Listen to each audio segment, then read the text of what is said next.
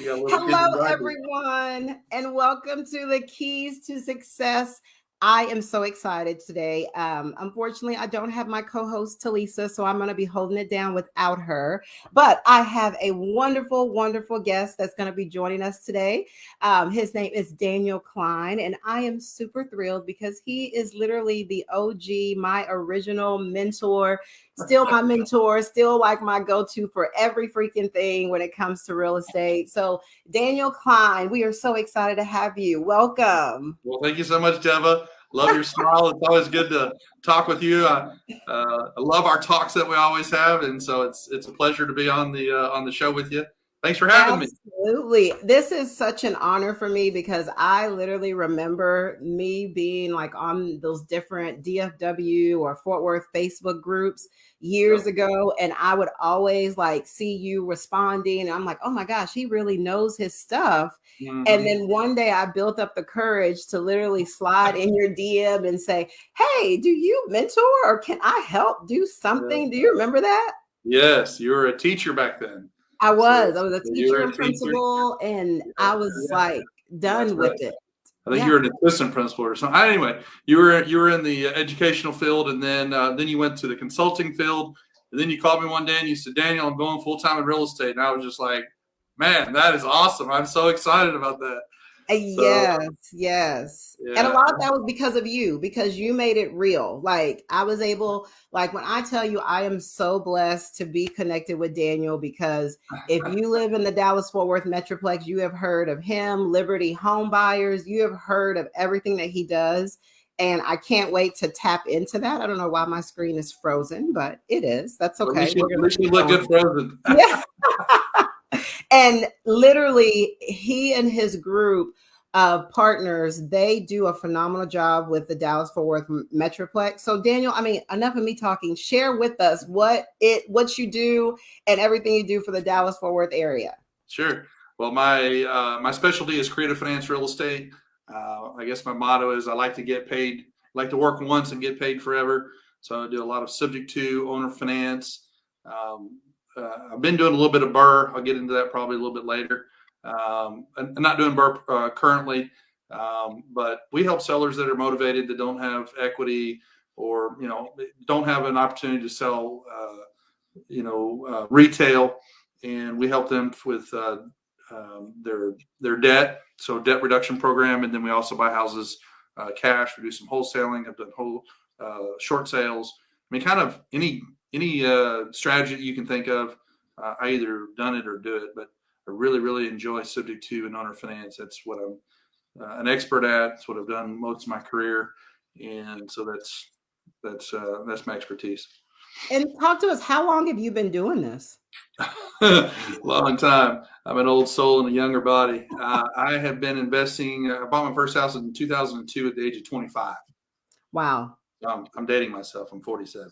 Wow. Wow. And then, so a lot of viewers are always asking, like, how does someone get into this? So, talk to us about what caused you 25 to get into real estate. What was that? Yeah, sure. No, that's a great question.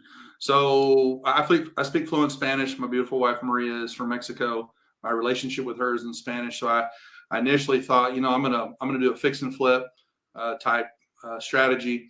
And at the time, I was working in retail sales. So I was selling floors, carpet and hardwoods, laminate, that sort of thing.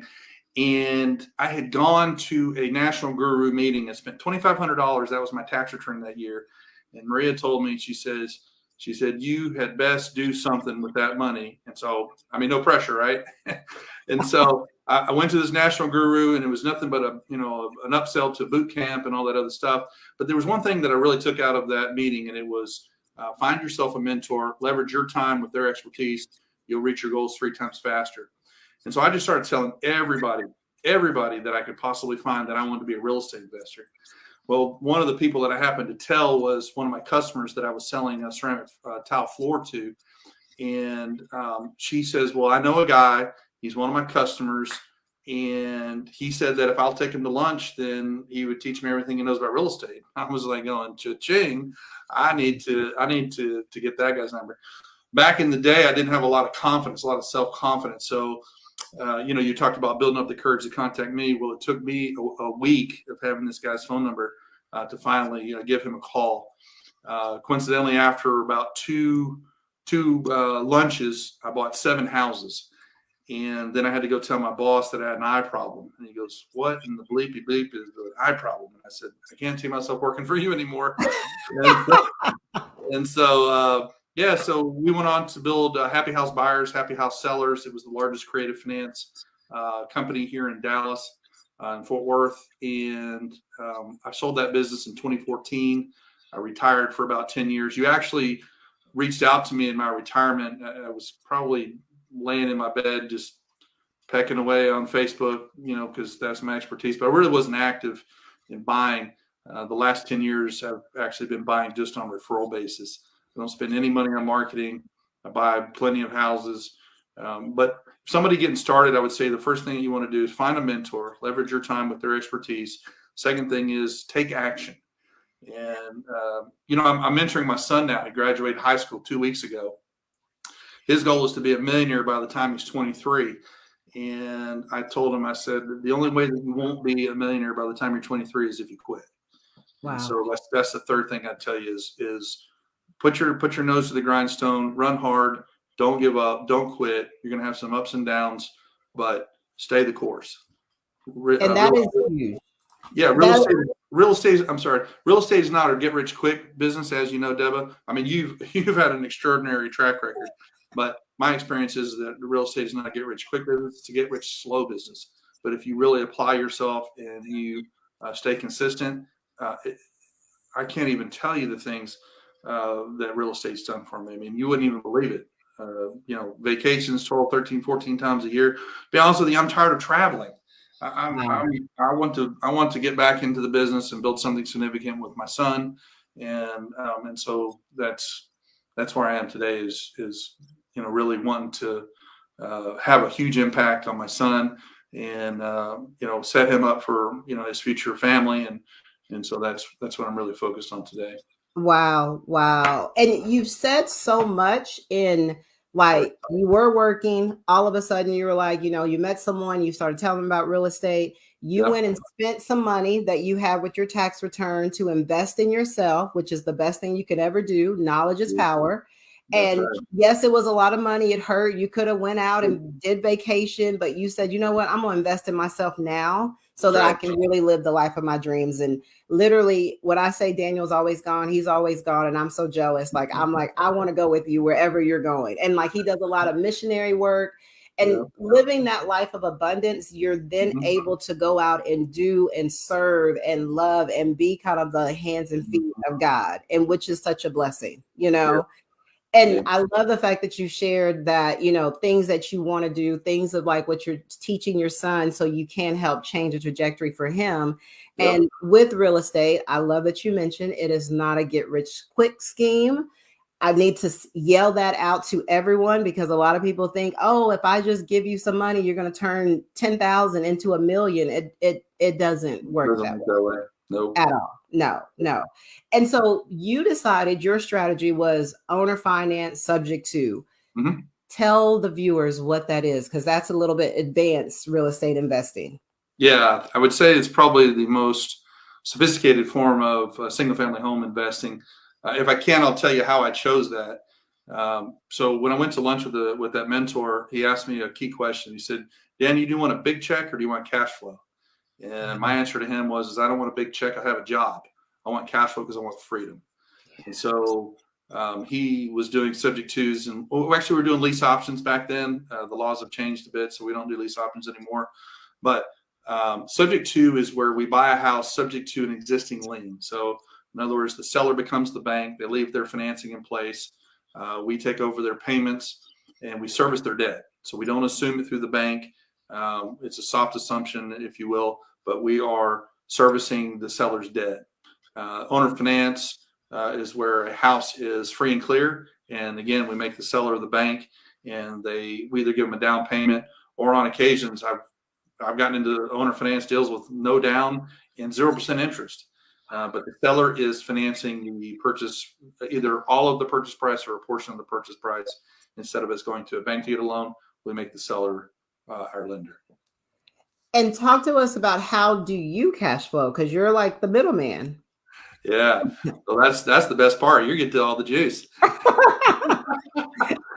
So, it's coincidental. I'm putting together a course. I haven't decided if I'm going to market it to the general public, but I've got some good slides in there that really talk about how I create cash flow.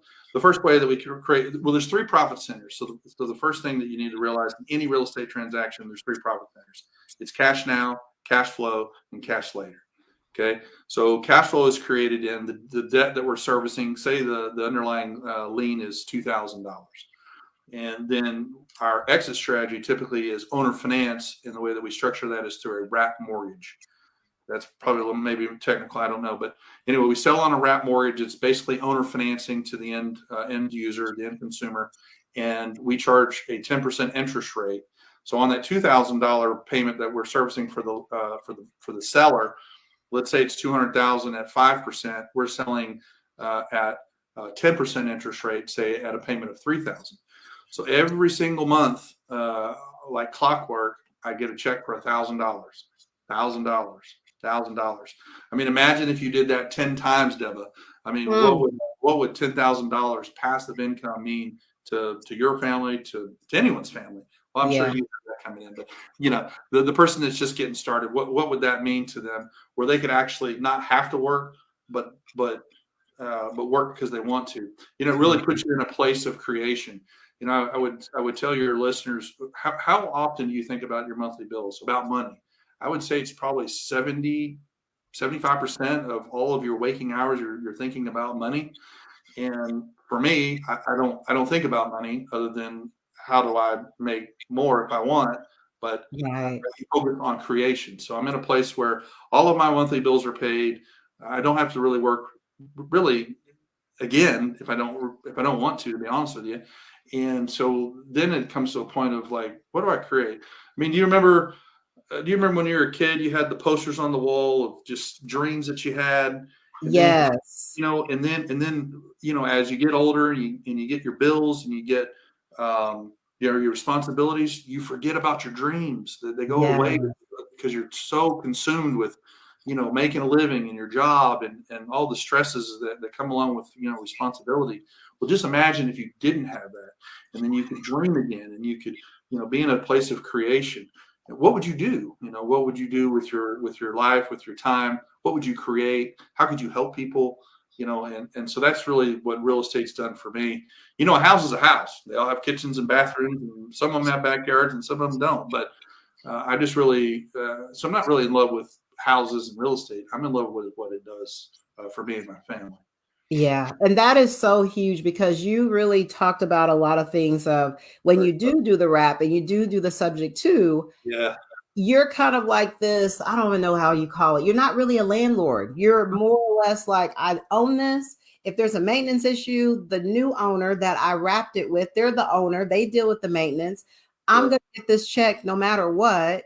And if they don't pay, then I'm just going to go and foreclose on them. And I got my equity. I got my cash now. I got my cash flow. I'm just going to do it again, over and over again. And it's really one of the best strategies, but you have to have a mentor. You cannot try to go do this based on what you're seeing on YouTube, because it will get you in a lawsuit and a lot of bad situations. Yeah. I mean, you said it very well. I'm sandwiched between two parties. So I'm sandwiched between the seller whose debt I'm servicing and their bank. And then I'm on the other side, it's the owner finance buyer and their family. And so, you really have to know what you're doing, because if you don't know what you're doing, someone's going to get hurt. And so I would highly recommend, getting a mentor, having someone that really, really knows their business. And don't try to, YouTube it or, do it on your own. It's, there's just too much at stake, really. Yeah. And I remember the first deal that we did, and Daniel's my mentor if you guys are just joining us. And I remember he and I working together, and it was more or less like, hey, he was like, Deb, I'm going to get these lists. I was like, well, I'll pay for the list. Whatever you need, let me just pay, because I just want to learn and just Just Yep. can I just walk with you wherever you're going? Can I just join you?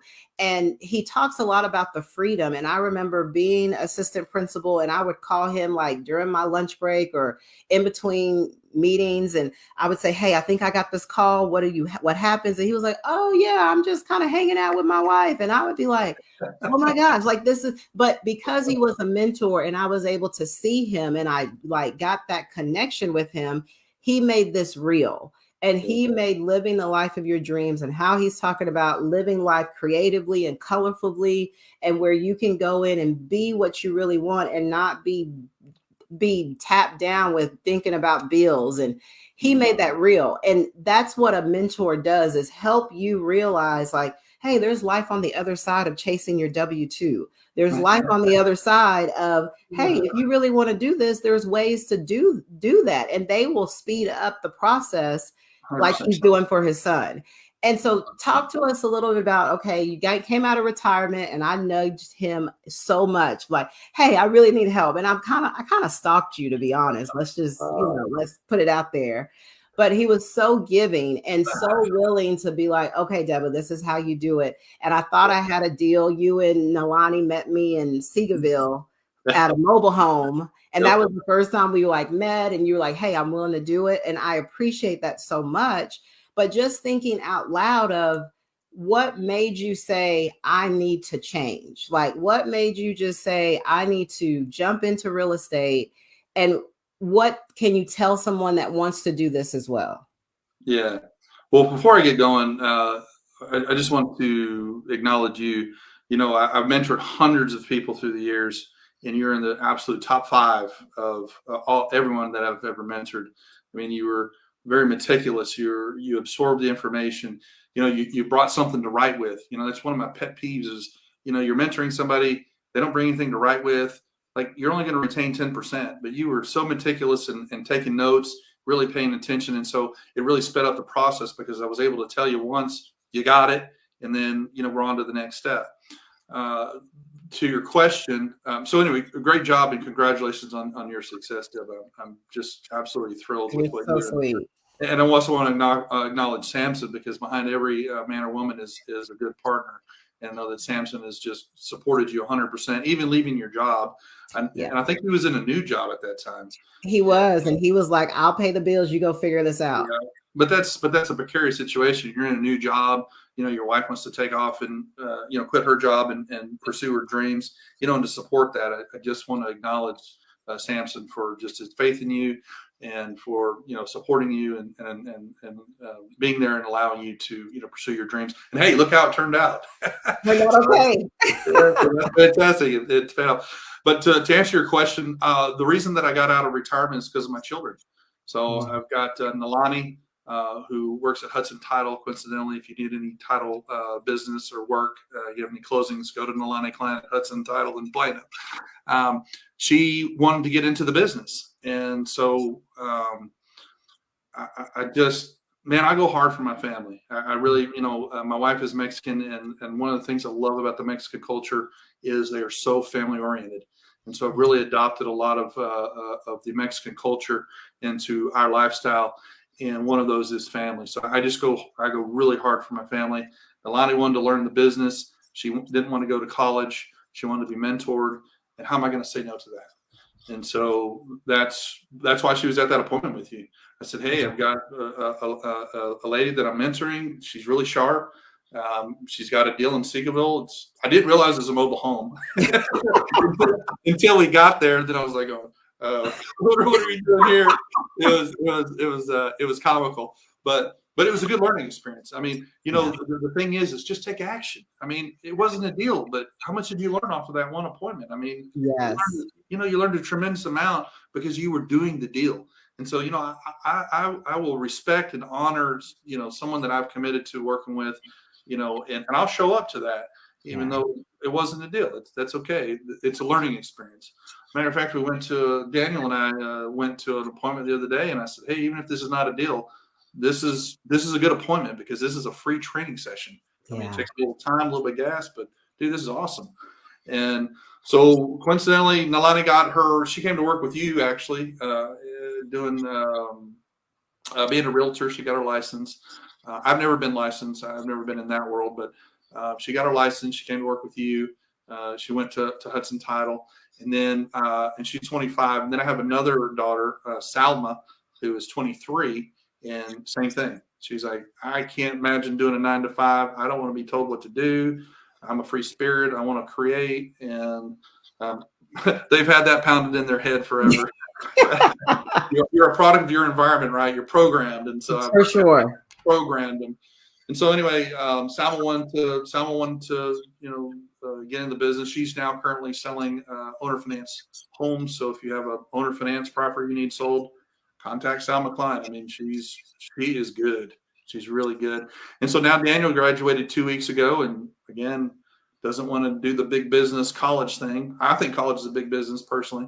He doesn't want to do the college thing. He wants to be mentored, and he's just going to crush it. I mean, I'm really shocked because he's an introvert. He's a quiet young man, and he went from kind of playing video games and talking with his buddies in his bedroom to I can't get him to go to his bedroom now. Wow. All he wants to do is talk real estate. I mean, literally, we're working at 9 in the morning, and he's up till like 10 in the evening in the living room, and all we are is just talking strategy and deals and numbers, and I'm writing it out for him, and he's just absorbing everything. So that's really what got me out of retirement.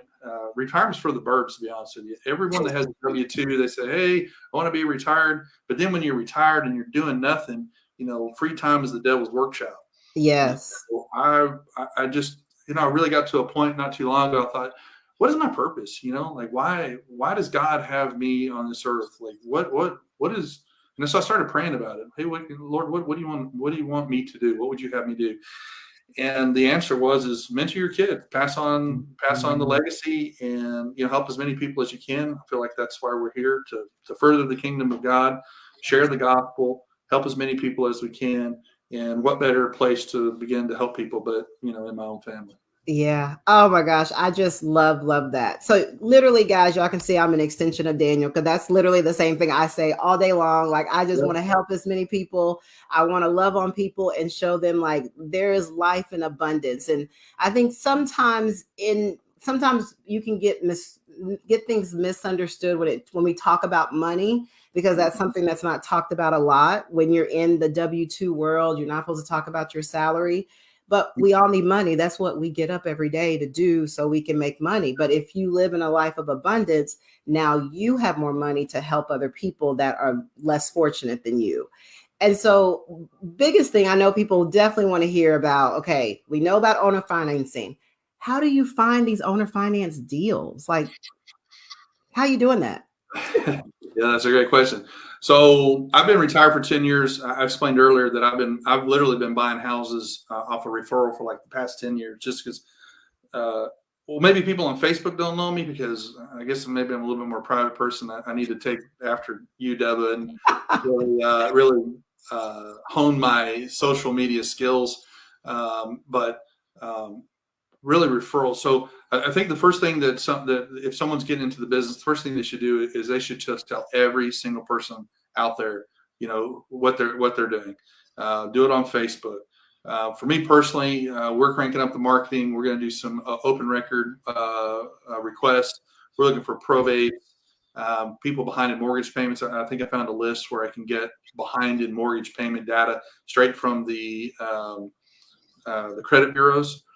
We're looking for water shutoffs. We're looking for tired landlords, evictions, and all of that is I think you can get all of that through open records. You can also get it through a data broker. And then, how do you reach out to people? Well, when I got started, we were doing banded signs, door hangers, letters, like direct mail letters. I mean, guerrilla marketing is what they called it. So I'm having to relearn that, because everything's digital. Everything is online. So pay-per-click is another really good one.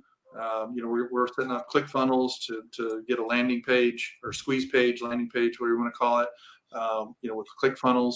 So I was always taught to have 3 different marketing strategies going on at one time. And so if one of them drops off, you got the other 2 are still kicking.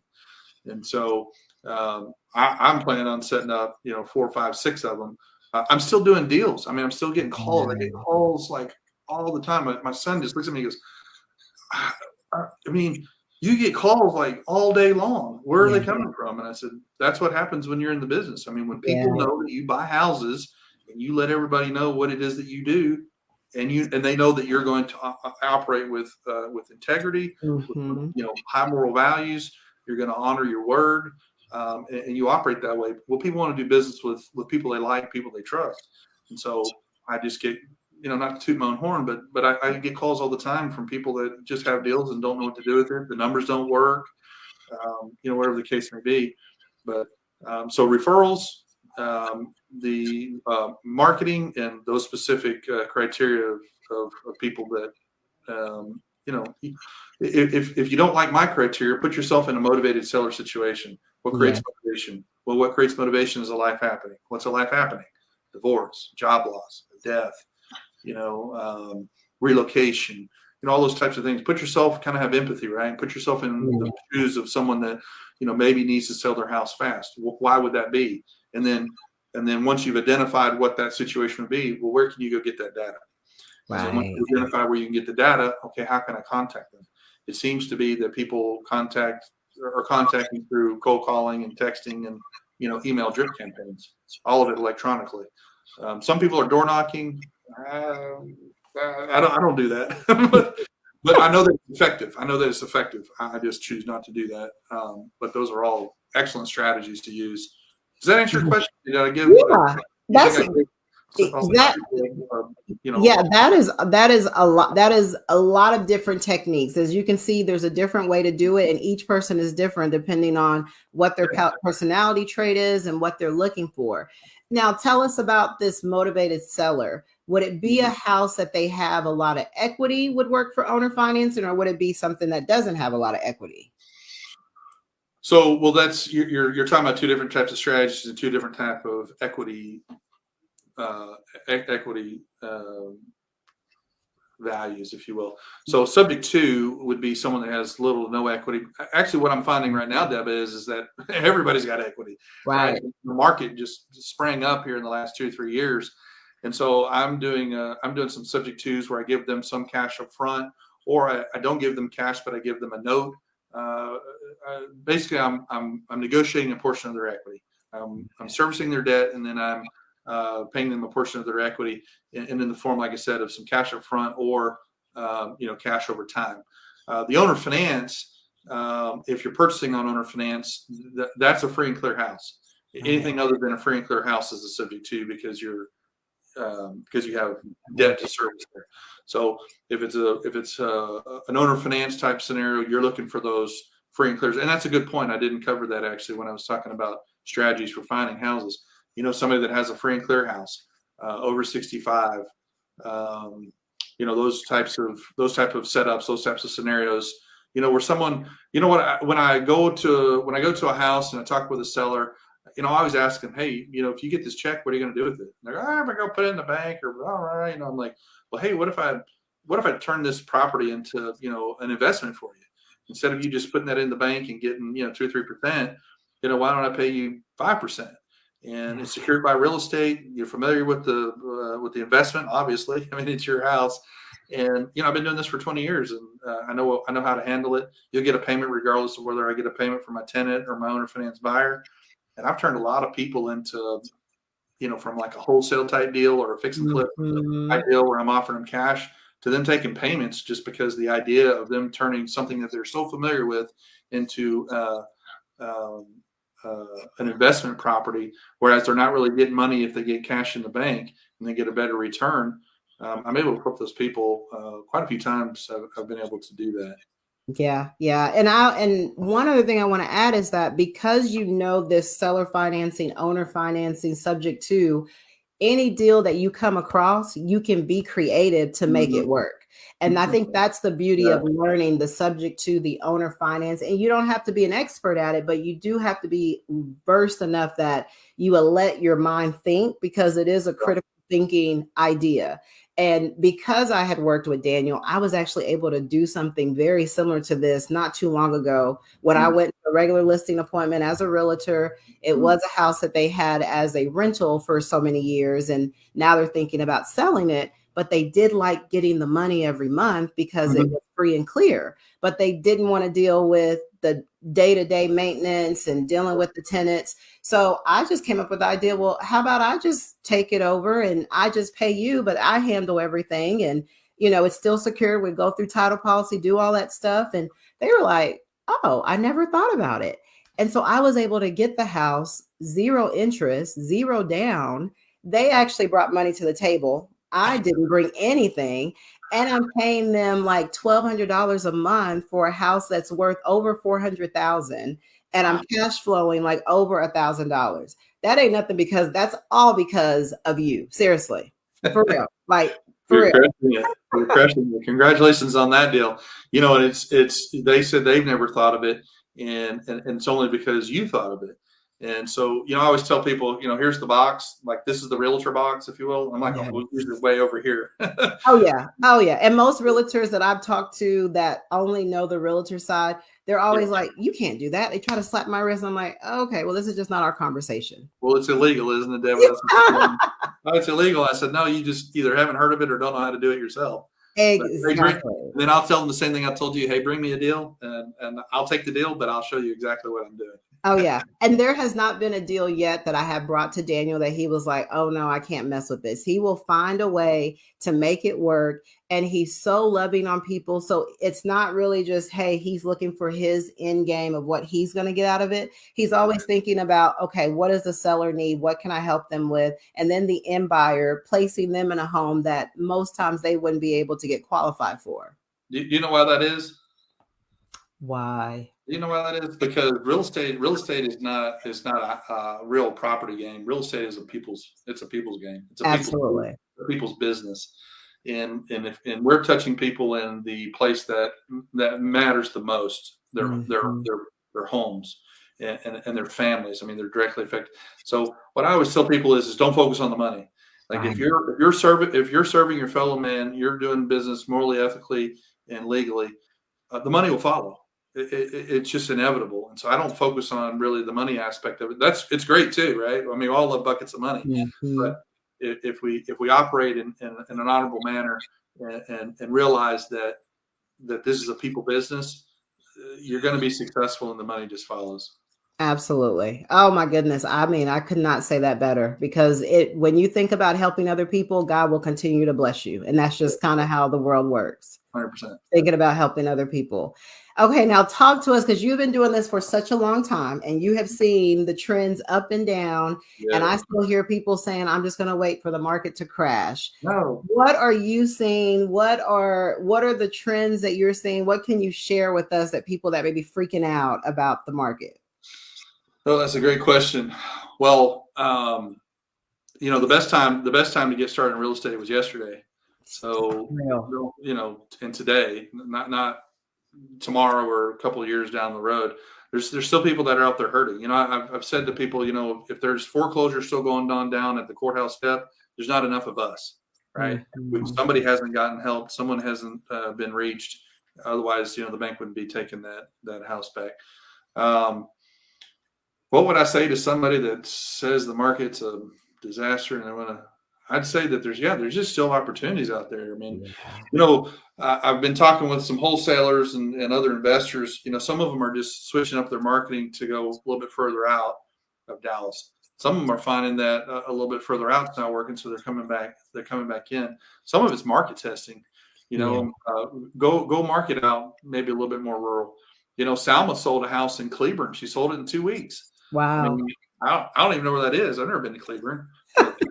She threw it up on Facebook Marketplace, had it sold in 2 weeks. I mean, the family was just thrilled. Wow. I think the house needed some work even. And so that worked. Others, like I said, are closer here to town. I'd say for myself personally, I'd say that I was doing BRRRR. We did a cash out refi on a large rental portfolio. And so I needed to deploy some cash. So I started doing BRRRR. And the last BRRRR I did, you're going to laugh. Excuse me. The last BRRRR that I did, it was at like 7.875 on a DSCR loan. It's a debt service coverage ratio loan. Google that if you don't know what it is. And I'm cash flowing $30 on that house. Yeah. So Yeah. after that, I thought, man, all that work and cash flowing $30, forget it. I'm not doing that. So for me, what I'm focusing on, I'm looking at a house out in Arlington. It's got an interest rate of 2.875. Wow. Where are you going to find that? I've got another one looking at in Royce City, 2.75. So I'm focused on tapping into yesterday's interest rates through through the strategy that I'm an expert at and subject to, and the free and clears, just like you Yeah. did 0% interest. If there's no loan on the property, then the interest rate is just whatever you negotiate. Right. You have to negotiate zero because you're a star. Even like 5% in this market, that's Yeah. great. Absolutely. Mm-hmm. Absolutely. I think you just have to be willing to just say it, put it out there. And if they don't like it, they'll tell you no, but then you never know until you just ask. And what's the worst thing that could happen? They can tell you no, where you're already at a no before you even ask. I'm just remembering the story. I've done a couple 0% myself. Take the title or the contract over, took it to Scott Horn's office. He's a great closer in the creative finance world. And one of the young ladies in his office looked at the contract and she said, "What's that?" And I said, "It's a 0." She goes, "0%?" And I said, "Yeah." She goes, "Is this an old lady?" I said, "What are you trying to say? I'm taking advantage of old ladies?" I said, "No. No, it's what I negotiated with the seller. There you go. He was happy with. That particular lady had a house that she had gotten through an inheritance. She leased it to a friend who was using it as a halfway house for young men coming out of prison. She leased it to him for 3 years, and he'd only made like six rent payments. Wow. I bought it for $85,000. It was worth $125 at the time. 0% interest, zero down, no payments for 120 days. And after I got done offering her what I offered, she said, "Would you really do that?" And I said, "Oh yeah, absolutely. Here's sign right here." Wow. Wow. That is huge. And so I know I have a lot of people, a lot of viewers that are like, I want to learn more. How do I learn more? I know you slightly mentioned a course, but how do they get in contact with you? When is that course going to come out? Because I mean, this is great information. Yeah. Well, thank you. And again, I appreciate you having me on. It's always a pleasure talking to you. I know you're an inspiration to a lot of people. For me, the best way for me to operate with someone is if they have a deal and they don't know what to do with it, they bring it to me, kind of like I think I mentioned that before. Bring me the deal. I might keep the deal. I'll pay you something for it. Everyone's gonna make money. Everyone's got to. So I'm a firm believer in everyone's gotta make some money and eat. But I'll open up my toolbox to you. I mean, I'll show you what I'm doing. I'll show you how I talk to sellers. If we do a deal, you're a prime example. We do a deal, you call me, I'm gonna take your call. Yeah. I mean, at that point, I consider you, your family. You're helping my family. I'm helping your family. We are family. I'll take that call. So, the course. I don't know. I'm still praying about that. I'm putting it together because there's value in finishing. I'm not going to leave a project undone, so I'm going to finish that up. I don't know if I want to get into the education field because, like I said, my son, I go hard for my family and my son. Yeah. And so, I would be interested in if somebody was interested in that and purchasing that to sell it to them. It would probably be dependent on the individual of whether I would offer any type of one-on-one with them. Got it. You can go to my website, libertyhousebuyers.com. You can email me, Daniel@libertyhousebuyers.com. That's probably the best way to contact me. But I really like to work with people that, like yourself. You've never done a deal, but talking with you and the questions that you asked. I mean, it's not like you just watched some late night guru on TV the night before and then called me the next day. It wasn't like that. Like you'd been doing some homework. Like you knew some stuff, but you didn't have the practical knowledge. Okay, how do I put all this stuff together? Right. And that's why I honored you in going to that mobile home was because you were taking action. And it's so rare to find people that take action. I don't mind talking real estate on this podcast, but I hate just sitting around talking about real estate. Let's don't talk about it. Let's go do it. Right, right. That, that is what I really enjoy. And so if somebody's serious, they're out there doing it, they've got, a prospect or, maybe a deal, they don't know what to do with it. I would love to speak to that person. If you're Yeah. someone that just wants to call me and ask me a bunch of questions that maybe you can find on YouTube or otherwise, that's probably not a good fit for me. Yeah, yeah. And one other thing I would love for you to just share is because I think sometimes with social media, with reality TV, and just, watching reels and TikTok, people make this stuff look real easy. And they make this look like, oh my gosh, you just stumble across and someone's going to be like, oh yeah, let me let you buy my house. And you don't know what you're doing and sign these paperwork. Really stress to them that this takes some work and you got to put some shit into this. Like you really got to work for this. Yeah, well, it goes back to real estate's not a get rich quick business, it's a get rich slow business, and it is work. And I would say that the majority of the people, that's why you stood out, Deborah, because the majority of the people that have come to me think that, I don't know, they're going to get into real estate and like 2 weeks later, dollar bills are going to rain down from the sky. Right. And then when they figure out like it's a lot of work and you got to grind. I mean, I spent probably before I retired, like I think it was 12 years. I was grinding. And, the unfortunate part is my children didn't get to see that. They were young. I mean, let's see, Nalani's 25. I've been doing, she was like 3 years old when I bought my first house. And so they've been living my lifestyle for the last 10 years. And so they think that, well, they know better now, but for a while they thought like, this is just how life is. Right. Like, guys, like when you were young, you remember how stressed out I was? Remember how laying on the couch, sleeping on the weekend because I was exhausted because, on a Sunday, because, I was working 10, 12, 15-hour days. I mean, I was working hard. And so it's not easy. It's hard work. I would say though, if you link up with you're a prime example, Deba. If you link up with a mentor that knows what they're doing, but you do your part. So you go out and work it, you bring prospects, you bring deals, and you bring value to that mentor. You brought me value. It might not have been valuable, the mobile home, but the next deal that we did over on Carroll, I'm still getting paid like $1,600 a month on that deal. Yeah. So you brought me value, but I brought you value in that. Look where you are. Right. And it's so funny, that deal that Daniel was talking about, Carroll, it was in Garland, because y'all know I love Garland.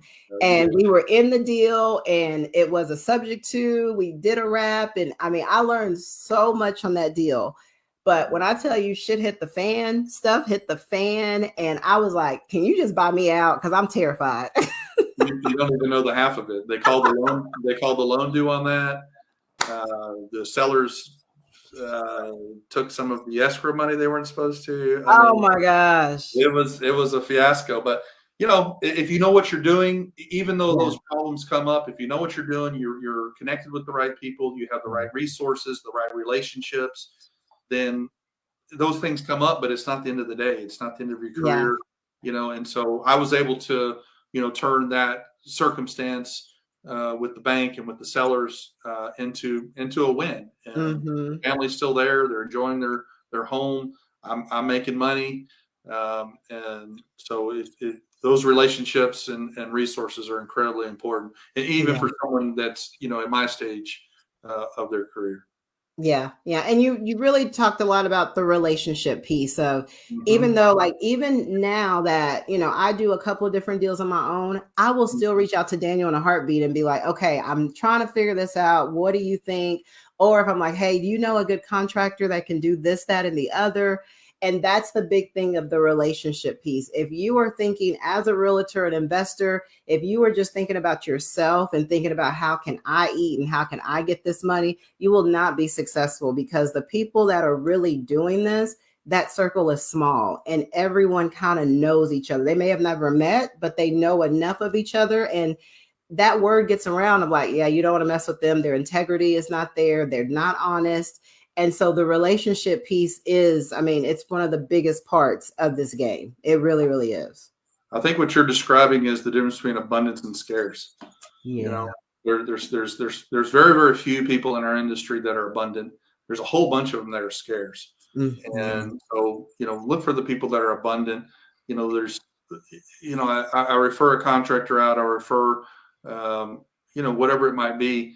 There's enough of that to go around, And so if you're thinking in an abundant mindset, as opposed to, a scarce mindset is, well, I don't want to refer that, then, I lose that contractor, or I don't want to,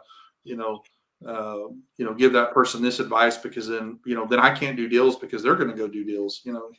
I mean, that's just silly. Like you said, as long as there's people down at the courthouse steps, yes, that are getting foreclosed on, there's not enough of us. Yeah. And one thing, I mean, because most people may not even know anything about owner financing or anything of that nature. And I think once you started mentoring me, I started understanding that whole owner finance world even more. And just a personal story of when I started telling my mom and dad, hey, I'm getting into real estate investing, I have a mentor and he's showing me how to do subject to and owner finance. That was the first time they shared with me that the house that we grew up in, they purchased it through owner finance. And they're so serious. And they were telling me, it was a guy that he was able to get us in the house. And that guy was like literally their godsend. That I want to say my younger brother, he is named after that guy because of how much he helped my parents. And so now we fast forward now that, hey, I actually help people do that. It's one of those, like, you just never know, like, how God makes this maze of a world and how it still is giving back so much in the future. Man, I mean, the world just came full circle.